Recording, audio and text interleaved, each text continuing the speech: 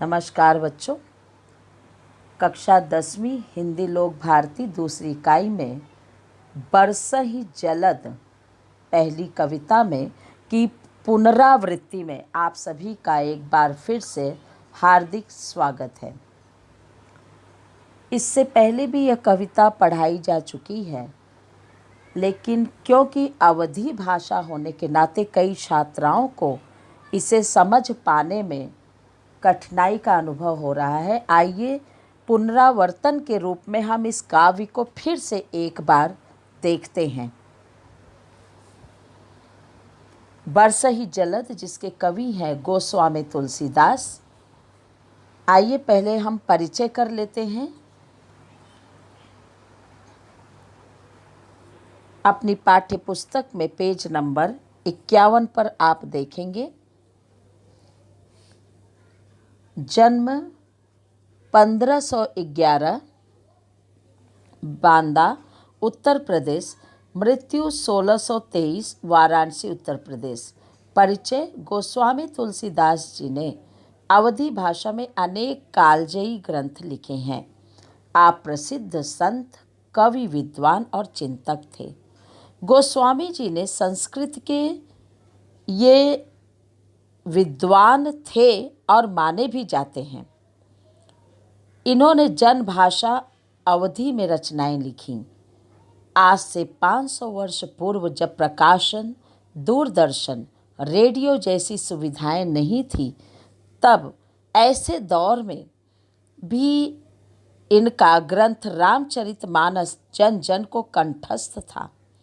आपके द्वारा रचित महाकाव्य रामचरितमानस, जो कि अवधी में लिखा गया है, इस रामचरितमानस को विश्व के लोकप्रिय प्रथम 100 महाकाव्यों में महत्वपूर्ण स्थान प्राप्त है।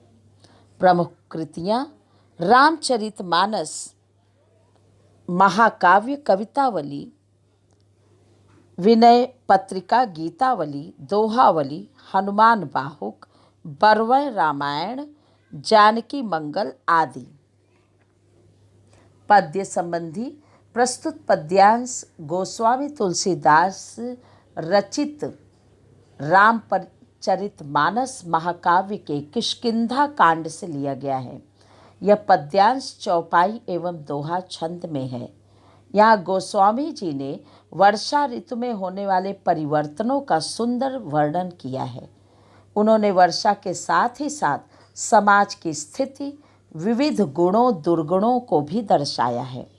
उपरोक्त प्रसंग सीताहरण के बाद का है। श्री राम लक्ष्मण सीता जी की खोज में भटक रहे हैं। सीता जी के बिना श्री राम व्याकुल हैं। रामचंद्र जी कहते हैं, आसमान में बादल घोर गर्जना कर रहे हैं। पत्नी सीता के न होने से मेरा मन डर रहा है। आकाश में बिजली ऐसे चमक रही है जैसे दुष्ट व्यक्ति की मित्रता स्थिर नहीं रहती। तो आइए हम देखते हैं गोस्वामी तुलसीदास जी ने इस रामचरितमानस के जरिए किष्किंधा कांड से जो इन्होंने जो अंश लिया है रामचरितमानस के महाकाव्य में से, उसमें छोटा सा झलक है, जिसमें कि सीता की खोज में यह हरण के पश्चात, सीता हरण के पश्चात का यह भाव है, जहाँ पर श्री राम और लक्ष्मण जी सीता जी की खोज में वन वन भटक रहे हैं। बरसात की ऋतु आ चुकी है, पर सीता जी का कहीं भी कुछ भी पता नहीं चल सका है। इसी में कवि ने इस काव्य खंड में श्री राम के मन की व्याकुलता का परम चित्रण किया है। गोस्वामी तुलसीदास जी श्री राम के परम भक्त। उन्होंने देखा कि राम जैसा सर्वगुण संपन्न प्रतिभावान का अवतार लेना इस पृथ्वी जगत के लिए एक बहुत ही विशाल मायने में नमूना, और ऐसा न कोई इस पृथ्वी पर पहले जन्म लिया था और ऐसा न कोई इस पृथ्वी पर जन्म लेगा।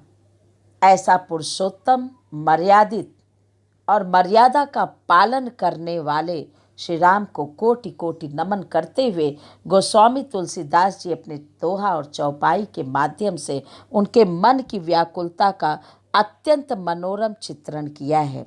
चलिए देखते हैं। पहले हम चौपाई शुरू करेंगे। सबसे पहले हम देख लें कि इस चौपाई को पढ़ा कैसे जाता है। अवधी भाषा है, थोड़ी तकलीफ है, लेकिन हम कोशिश करें तो इसे अच्छे ढंग से बिना किसी गलती किए हम उसका सुस्वर वाचन कर सकते हैं। घन घमंड नभ गर्जत घोरा, प्रियाहीन डरपत मन मोरा। दामिनी दमक रहई घन माही, खलके प्रीति जथा थिर नाही। बरसहि जलद भूमि नियर आए, जथा नवहि बुध विद्या पाए। बूंद अघात सहई गिर कैसे, खलके बचन संत सह जैसे। क्षुद्र नदी भरी चली तुराई, जस थोरेहु धन खल इतराई। भूमि परत भा ढाबर पानी, जनु जीवहि माया लपटानी। समिट समिट जल भर ही तलावा, जिम सतगुण सज्जन पही आवा। सरिता जल जल निध महु जाई, होई अचल जिम जीव हरि पाई। दोहा। हरित भूमि तिन संकुल, समुझ परहि नहीं पंथ। जिमि पाखंड विवाद ते, लुप्त होय सदग्रंथ। आइए फिर से चौपाई पर चलते हैं।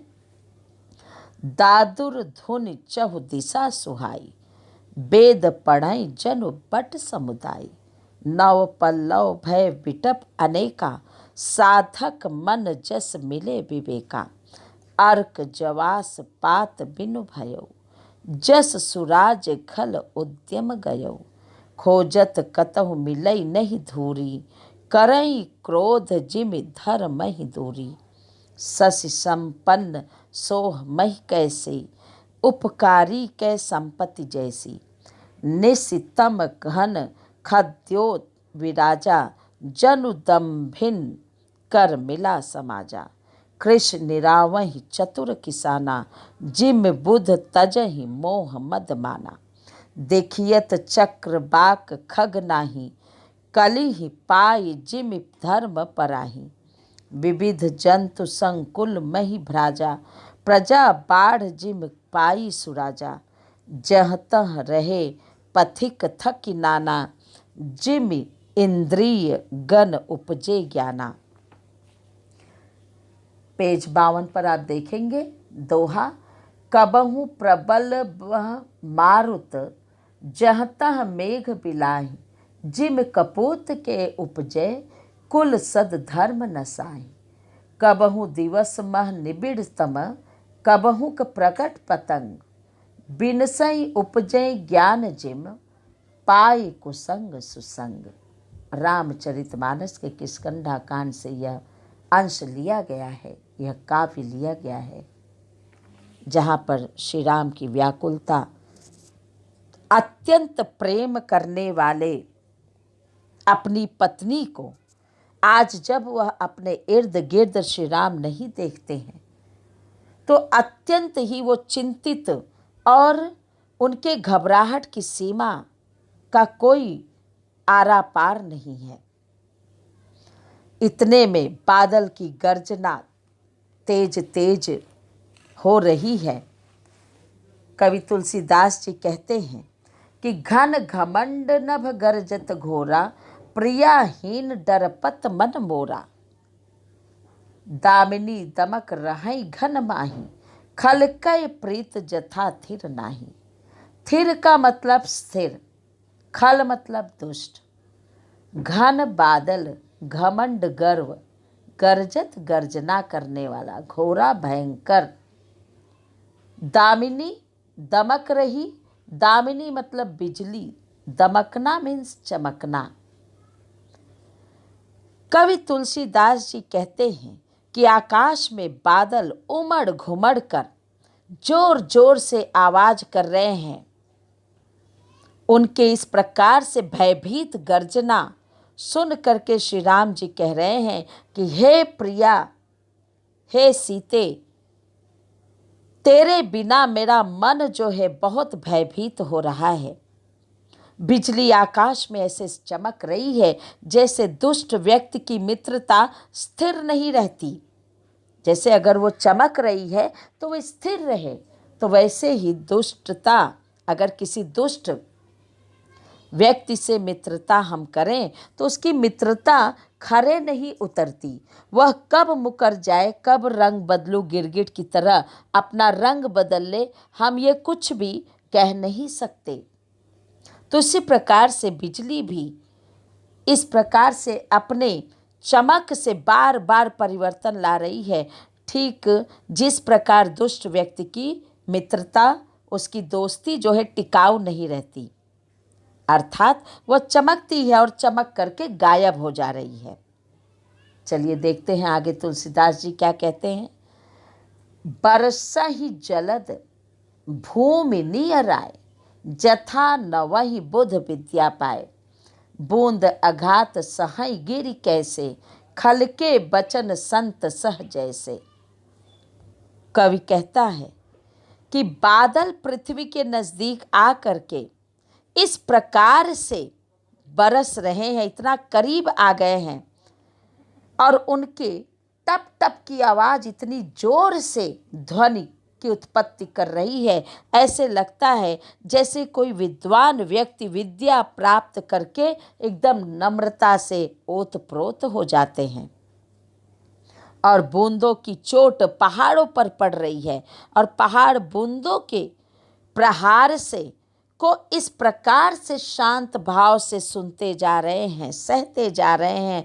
उस बूंदों की अपार पीड़ा को वो सहन कर रहे हैं, ठीक उसी प्रकार जैसे संत महाविद्वान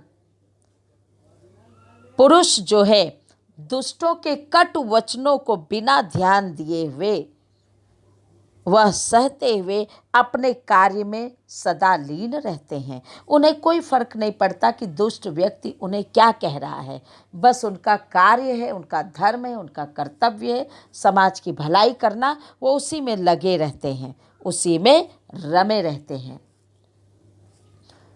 कवि तुलसीदास जी कहते हैं, क्षुद्र नदी भरी चली तो राई, जस थोरे हूँ धन खल इतराई। भूमि परत भा ढाबर पानी, जनु जी वही माया लपटाने। लपटानी लिपटना, तोराई तोड़कर ढाबर मटमैला पानी। कवि तुलसीदास जी कहते हैं, छोटी नदियाँ वर्षा के जल से भरकर अपने किनारों को तोड़ने का प्रयास करती हैं, और तोड़ते हुए वो आगे बढ़ती हुई जा रही हैं, बढ़ती हुई जा रही हैं। कभी वो पीछे झुक कर देखने का या पीछे मुड़ कर देखने की हिम्मत नहीं करती हैं। वह तनिक भी बिना ध्यान दिए जो बीत गई सो बात गई वाली भावना को लेकर के वह निरंतर अपने जल के प्रवाह को ध्यान में रखते हुए एक ही गति से उन किनारों को तोड़ते हुए अपना रास्ता निकालते हुए आगे ही आगे बढ़ती जा रही हैं। कवि कहता है कि ये छोटी छोटी नदियाँ जो है इसी प्रकार से किनारों को तोड़ते हुए बढ़ती जा रही हैं। कितनी भी मुसीबत आ जाए, जैसे मामूली धन पाकर के भी दुष्ट लोग इतराने लगते हैं, अर्थात उसकी मर्यादा क्या है, किनारे तक रहना। लेकिन वो अपनी मर्यादा का ध्यान न रखते हुए वह उन किनारों को तोड़ने के प्रयास में और इन किनारों को तोड़ते हुए वो उसमें सफल भी होती हैं, आगे बढ़ती जाती हैं। तो उसी प्रकार से दुष्ट लोग भी अपनी मर्यादा त्याग करके वह उसी प्रकार गलत रास्ते पर आगे बढ़ते जाते हैं। पृथ्वी पर गिरते ही पानी मटमैला हो जाता है, ऐसे लगता है जैसे प्राणी से माया लिपट गई हो। ठीक उसी प्रकार जैसे ही जब यह पृथ्वी पर पानी की बूंदें गिरती है तो वह धरती की मिट्टी में वह मली एकदम लुप्त हो जाती हैं, वह एकदम मिश्रण हो जाते हैं। उनका मिश्रण का इस प्रकार से हम असमंजस में पड़ जाते हैं कि पानी की बूंद जो कि ऊपर से गिरी वह है कहाँ, वह एकदम विलीन हो जाती हैं उस मिट्टी में। तो ठीक उसी प्रकार से जैसे प्राणियों के, हम मनुष्यों के इस स्वभाव में मोह माया एकदम लिपट जाती है। इंसान यह समझ नहीं पाता कि कोई जो है इस युग में अपना नहीं है, चाहे वो अपना पति हो, अपने बच्चे हों, अपने भाई बंधु हों। इस जग में हम सभी मनुष्य अकेले आए हैं और अकेले ही जाएंगे। मात्र ईश्वर की महामाया कृपा दृष्टि हो तो हम जो है उस मुक्ति हमें मिल सकती है तभी, नहीं तो हम इस मोह माया के बंधन से कभी हम छूट नहीं सकते हैं। तो उसी प्रकार से वह पानी की बूंद नीचे गिरते ही इस धरती में विलीन हो जाती है, जैसे मनुष्यों के स्वभाव में उनका मोह माया से संबंध बढ़ जाता है। कवि आगे कहता है कि समिट समिट जल भर ही तलावा, जिम सद्गुण सज्जन पहिया आवा। सरिता जल जल निध महु जाई, होई अचल जिम जीव हरि पाई। बहुत ही सुंदर ढंग से तुलसीदास जी ने यहाँ पर विश्लेषण किया है कि किस ढंग से, किस प्रकार श्री रामचंद्र जी व्याकुल हैं अपने प्रियजन के न रहने पर। उनका इतना प्रेम जो है यह अपने आप झलक कर नजर आ रहा है। इस वातावरण से वो वार्तालाप कर रहे हैं। कहते हैं कि वर्षा का पानी एकत्र होकर के तालाबों में भर जाता है, जैसे एक एक करके, उसी प्रकार से बूंद बूंद करके तालाब भर जाता है। तो यह किस प्रकार से, जैसे एक एक करके अच्छे गुणों का विकास, अच्छे गुणों का संयोग जो है सज्जन व्यक्ति के पास चले आते हैं और नदी का पानी समुद्र में जाकर ठीक उसी प्रकार स्थिर हो जाता है। जिस प्रकार हर एक मनुष्य ईश्वर को प्राप्त करके आवागमन से मुक्त हो जाता है, वह अचल सा बन जाता है, स्थिर हो जाता है। तो उसी प्रकार से बहुत बेसब्री, बहुत बेचैनी, बहुत बौखलाहट रहती है नदियों के अंदर, लेकिन जैसे ही वह पानी समुद्र में जाकर के मिल जाता है तो वह उसकी सारी स्थिरता वहीं पर काफूर हो जाती है। उसी प्रकार से मनुष्य भी समय समय पर भटकता है, इधर उधर चलता है, उसे शांति नहीं मिलती, लेकिन जैसे ही ईश्वर की कृपा उस पर बरसती है वह उन सारे स्वार्थी, सारे लालच, सारे मोह माया के बंधनों से वह मुक्त हो जाता है, उसे शांति की प्राप्ति हो जाती है। आइए चलते हैं दोहा में गोस्वामी तुलसीदास जी क्या कहने का प्रयास कर रहे हैं। हरित भूमि तृण संकुल समुझ परहि नहीं पंथ, जिम पाखंड विवाद ते लुप्त होय सदग्रंथ। कितनी सुंदर बात कही है कि इस पृथ्वी पर, या हम कहें यह जो धरती माता है, यह हरे हरे घास से पूर्ण होकर के संपूर्ण जगत में हरियाली प्रदान करती है और स्वयं भी यह हरी भरी हो गई है, प्रफुल्लित हो गई है जैसे। और इसके हरे भरे घासों से होने के कारण इनके रास्तों का पता नहीं चलता है। यह दृश्य ऐसा लगता है देखने में जैसे पाखंडी के पाखंड भरे मत के प्रचार से सदग्रंथ लुप्त हो जाते हैं। धरती माता की सुंदरता, या जो हरे हरे घास इस बरसात की ऋतु में, जो हरे हरे दूब, जो हरे हरे दुर्वा उत्पन्न हुए हैं, उग आए हैं, तो उनको पाने से धरती माता छिप सी गई हैं, उसके रास्तों का पता नहीं चल पाता। यह ठीक उसी प्रकार यह दृश्य हो जाता है जिस प्रकार से पाखंडी, लोभी, लालच ऐसे होते हैं, उनके मत, जिस प्रकार से उनके मत लालची हो जाते हैं, उनके विचार दूषित हो जाते हैं, तो उनके मन में, उनके स्वभाव में जो अच्छे गुण हैं वो अदृश्य हो जाते हैं। एक बार जब हम अपने मन को कुटिल बना लिए, हर समय नकारात्मक, हर समय दूसरों के लिए एक प्रकार की गलत भावना को हम जब अपने अंदर लाते हैं, पनपने देते हैं, तो हमारे अंदर से अच्छे विचार, अच्छे ज्ञान, अच्छी प्रतिभाएं अपने आप लुप्त होने लगती है। तो उसी प्रकार से पाखंडियों के पाखंड भरे विचार से सतग्रंथ जो है अपने आप खत्म होते जाते हैं। आगे संत तुलसीदास जी कहते हैं कि दादुर धुनि चहु दिशा सुहाई, वेद पढ़ई जनु बट समुदाय, नव पल्लव भय विटप अनेका, साधक मन जस मिले विवेका। कवि तुलसीदास जी कहते हैं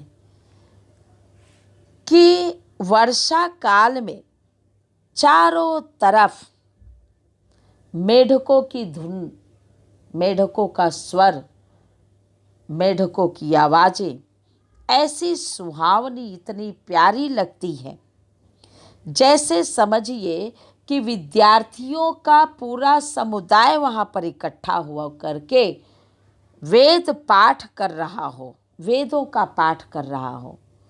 क्यों? क्योंकि उस वक्त दादुर मतलब मेढक के दिन आ जाते हैं। तो इतना सुंदर वातावरण है कि चारों तरफ उनकी प्यारी आवाज़ों और आवाज़ों से भरे उस दृश्य का सुनना, उसका अनुभव करना, यह बहुत ही सुखदायी प्रतीत होता है। कवि कहते हैं कि उसे सुन करके, उनकी आवाज़ों को, उनके ध्वनियों को सुन करके ऐसा प्रतीत होता है जैसे विद्यार्थियों का ग्रुप बैठ गया हो और वह वेद का पाठ कर रहा हो। अनेक वृक्षों में नव पल्लव भय विटप अनेका, विटप पेड़, वृक्ष। कवि कहता है कि अनेक वृक्षों में नई नई कोपलें आ गई हैं, नए नए फल आ गए हैं, नए नए फूल आ गए हैं, जिससे वे ऐसे हरे भरे और सुशोभित हो गए हैं।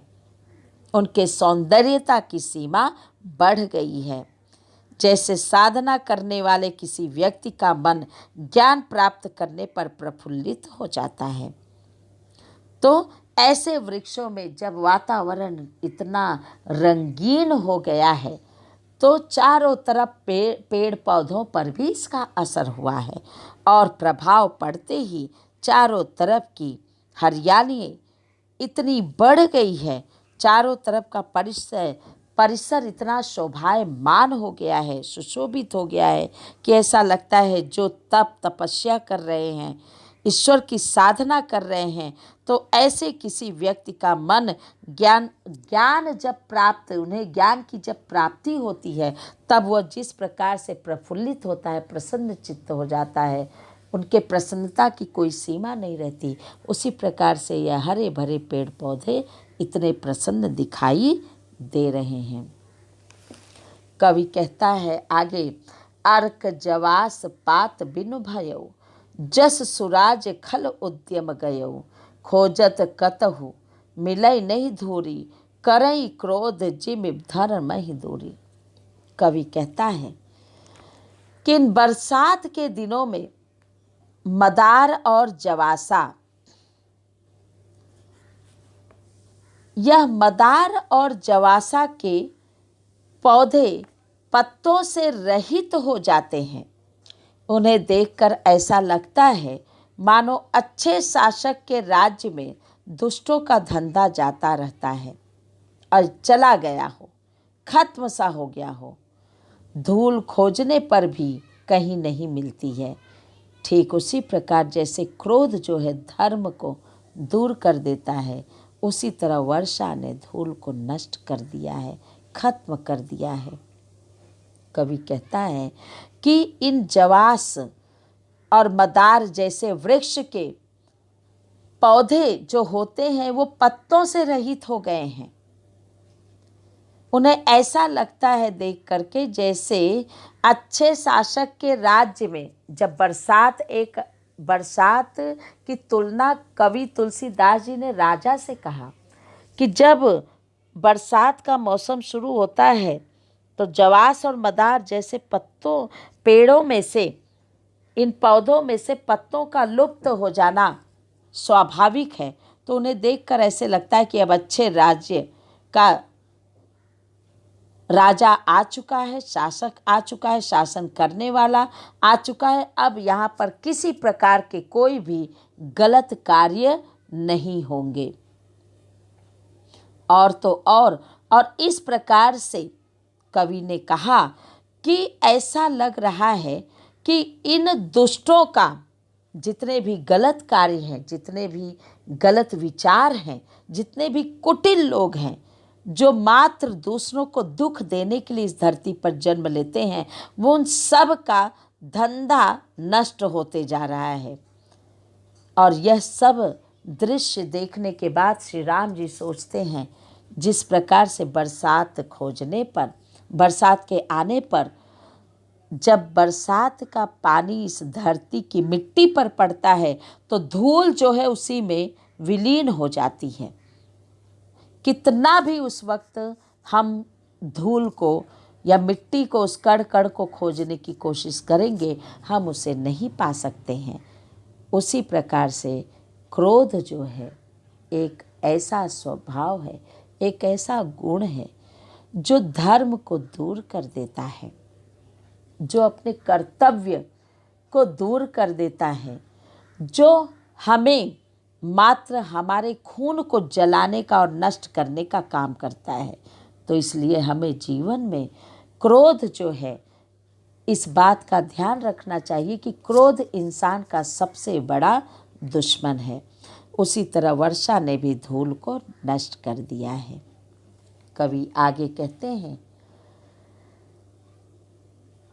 शशि संपन्न सोह मही कैसे, उपकारी कै संपत्ति जैसे। शशि मतलब अनाज, निस्तम घन खद्योत विराजा, खद्योत जुगनू, विराजना बैठना, जनु दम्भिन्न घमंडी, कर मिला समाजा। कवि कहता है कि इस अनाज से भरी पूरी धरती लहलहाती हुई खेतों से वह किस प्रकार से सुखी और संपन्न प्रतीत हो रही है, और पृथ्वी कुछ इस प्रकार से शोभायमान हो रही है जैसे ऐसे लगता है कि उपकार करने वाले व्यक्ति शोभायमान हो रहे हैं। रात के अंधकार में जुगनू चारों ओर दिखाई देते हैं और उन्हें ऐसे देखकर ऐसा लगता है जैसे किसी घमंडियों का समूह एकत्र हो गया है। जुगनू घमंडी, यहाँ पे कवि तुलसीदास जी ने जुगनू का स्वभाव घमंडी से तुलना किया है कि वो स्वभावतः घमंडी होते हैं। क्यों घमंडी होते हैं? क्योंकि वो कुछ पल के लिए ही अपना प्रकाश, अपने स्वार्थ को सिद्ध करने के लिए अपना प्रकाश वो फैलाते हैं, उसके बाद अगले ही कुछ क्षण में ही वो लुप्त हो जाता है प्रकाश।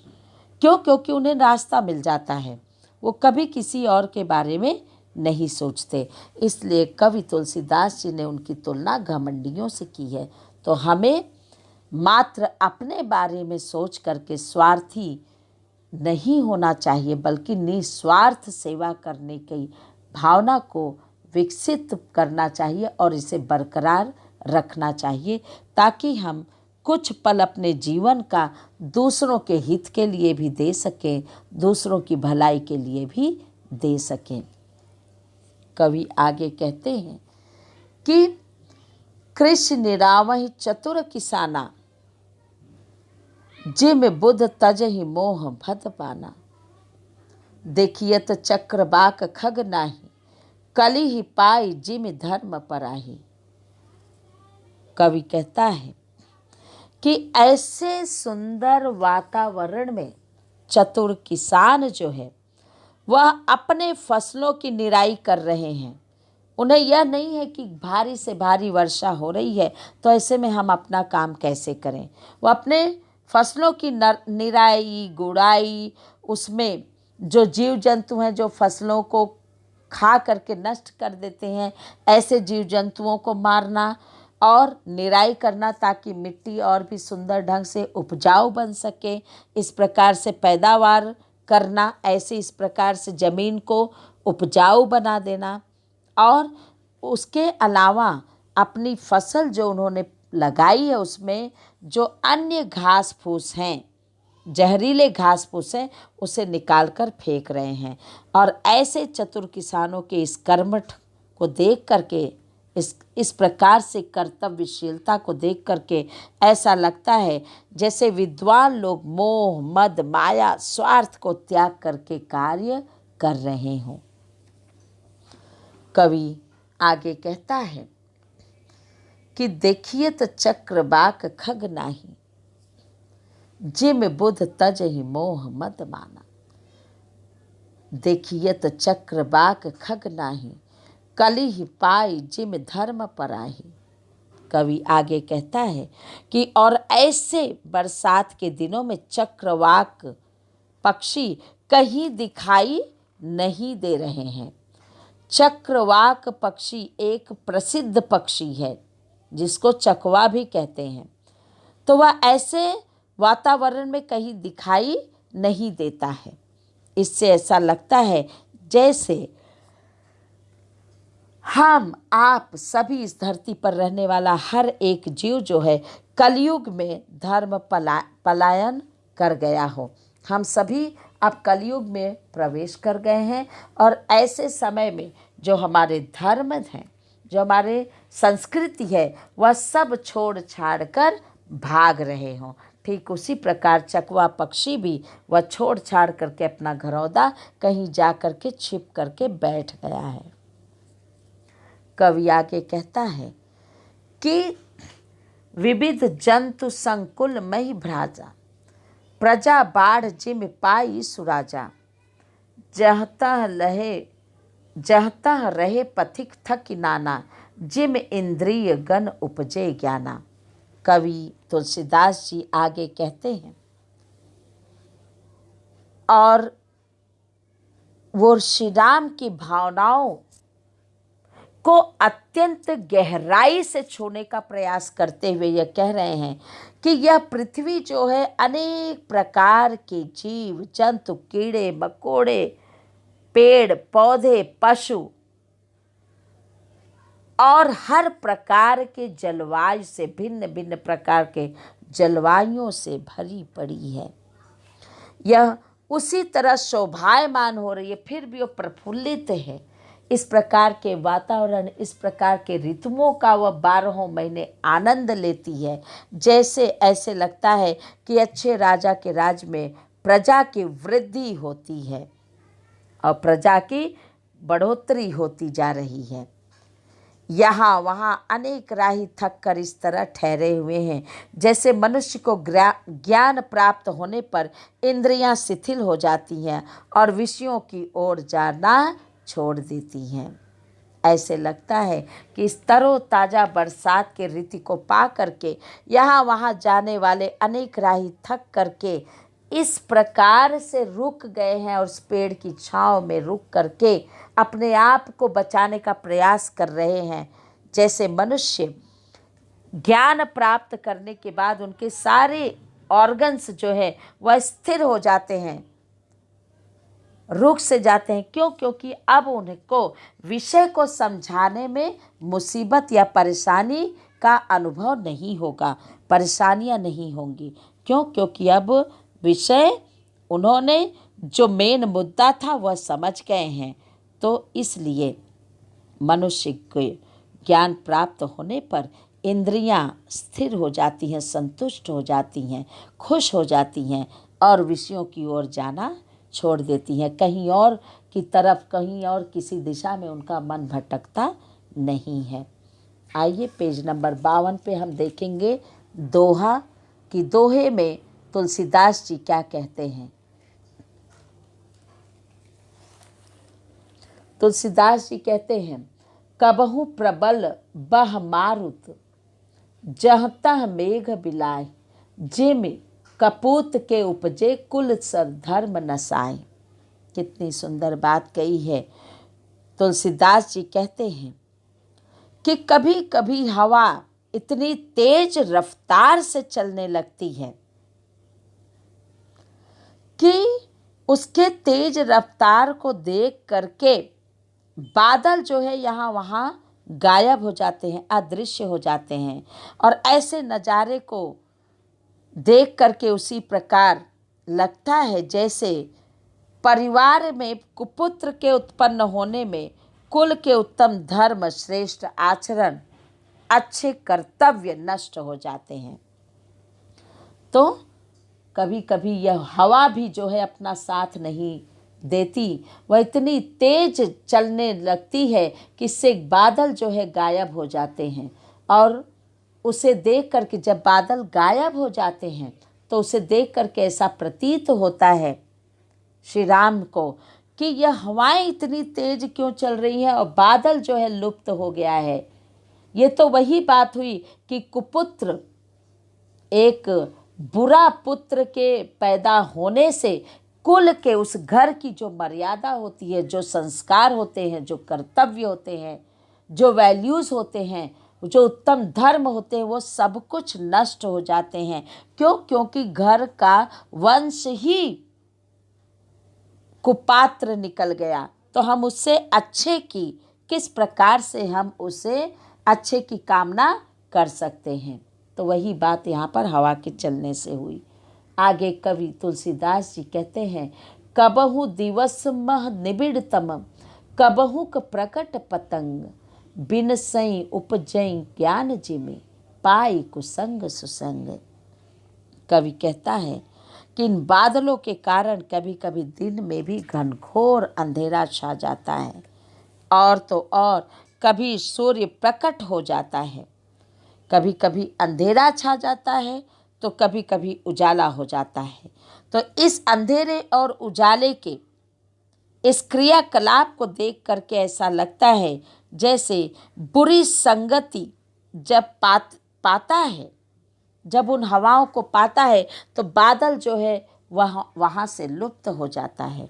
और जब हवाएं वहाँ से हट जाती हैं तब बादल अपने रूप को लेकर के उभर आता है। इसे देख करके वही प्रतीत होता है कि बुरी संगति पा करके ज्ञान नष्ट हो जाती है और अच्छी संगति पा करके ज्ञान में वृद्धि ही वृद्धि नजर आती है, वृद्धि ही वृद्धि पनपती है। तो इस प्रकार से हमने देखा कि श्री राम का ये जो महाकाव्य रामचरितमानस जैसे महाकाव्य के किष्किंधा कांड अध्याय से लिया गया छोटा सा अंश, जिसमें प्रभु श्री राम जी ने तो अपनी व्याकुलता दिखाई ही साथ उन्होंने तुलना उस पर्यावरण से किया जो कि आज के युग में अत्यंत ही आवश्यक है, अत्यंत ही जरूरी है। सर्वप्रथम आप सभी, सिंस यह अवधी लैंग्वेज है, अवधी भाषा है, तुलसीदास जी के हाथों द्वारा लिखित है, इसमें जितने भी शब्द संसार दिए हैं उसे आप ध्यानपूर्वक पढ़ लेंगे, याद कर डालेंगे ताकि आपको परीक्षा में लिखते समय कोई परेशानी न हो। आइए हम चलते हैं स्वाध्याय की तरफ और स्वाध्याय के सारे प्रश्न उत्तर को आप हल करते हुए चलेंगे। पाठ्य पुस्तक में जितने भी कृतियाँ दी गई हैं उन सभी को सुंदर और स्वच्छ अक्षरों में अपने नोटबुक में लिखते चलेंगे और साथ ही साथ अपने हर एक कार्य को बहुत ही शालीनता, सुगमता, स्वच्छता पूर्वक करते चलेंगे, क्योंकि यह सब जो है जैसे ही आप सभी का पाठशाला में आगमन होगा यह सारे कार्य आपके देखे जाएंगे। आइए देखते हैं प्रश्न नंबर 1, सूचना के अनुसार कृतियाँ कीजिए। पद्यांश में आए हुए प्राकृतिक जल के स्रोत क्या है? तो कौन से दिए गए हैं पद्य में? एक नदी दिया गया है, दूसरा सागर या समुद्र दिया गया है। प्रश्न नंबर 2 पर भी आप देखेंगे निम्न अर्थ को स्पष्ट करने वाली पंक्तियां लिखिए। अगर हम कहें संतों की सहनशीलता, इससे रिलेटेड कौन सी लाइन है, तो आप देखेंगे अपने पाठ्य पुस्तक में चौपाई में आप देखेंगे, खल के वचन संत सह जैसे, कपूत के कारण कुल की हानि, जिमि कपूत के उपजय, कुल सद धर्म नसाय। प्रश्न नंबर 3 तालिका पूर्ण कीजिए। इन्हें यह कहा गया है, जैसे बटु समुदाय किसे कहा गया? दादुर को। सज्जनों के सद्गुण, समिट समिट तालाब में जल भरना। उसी प्रकार से जोड़ियां मिलाइए। दमकती बिजली, तो इसका आप जोड़ी मिलाएंगे। नौ पल्लव से भरा वृक्ष, उपकारों की संपत्ति भूमि की, तो यह जो है आप अपने पाठ्य पुस्तक से देखकर लिखेंगे। इनके लिए पद्यांश में प्रयोग किया गया शब्द प्रश्न नंबर 5 देखेंगे आप। जैसे बादल के लिए क्या कहा गया? जलद। तो पेड़ के लिए विटप, ग्रह के लिए पतंग, जिसका अर्थ सूर्य भी होता है। पौधा कौन कौन सा? अर्क और जवास। उपग्रह मही, पत्ते पात। अर्क जवास वह शब्द है जिसके और उनके अर्थ तो पतंग है, लेकिन उसमें से ग्रह का अर्थ जो है पतंग है, पतंग का अर्थ होता है सूर्य। तो यह ध्यान रखिए कि यह वह शब्द है जिसके दो अर्थ हैं, एक पतंग है और एक सूर्य है। किसके? ग्रह के। आइए प्रश्न नंबर 6 भी आप लिखेंगे। प्रस्तुत पद्यांश में अपनी पसंद से किन्हीं 4 पंक्तियों का सरल अर्थ लिखना है आपको सुंदर अक्षरों में। गृह कार्य देखते हैं हम। प्रश्न नंबर 1, प्रस्तुत पद्यांश की सभी पंक्तियों का भावार्थ लिखिए। मतलब यह प्रश्न नंबर 6 ही है, समझिए आप। सारे पंक्तियों के भावार्थ को लिखना है। समानार्थी शब्द लिखना है आपको, पत्ते और पेड़। उपसर्ग जोड़कर नए शब्द बनाने हैं। शब्द है लुप्त और दूसरा शब्द है संपन्न। धन्यवाद बच्चों। घर पर रहिए, सुरक्षित रहिए। यह बरस ही जलति का आपका पुनरावर्ती लेसन एक बार फिर से पुनरावर्तन की समाप्ति हुई। धन्यवाद बच्चों, खुश रहिए।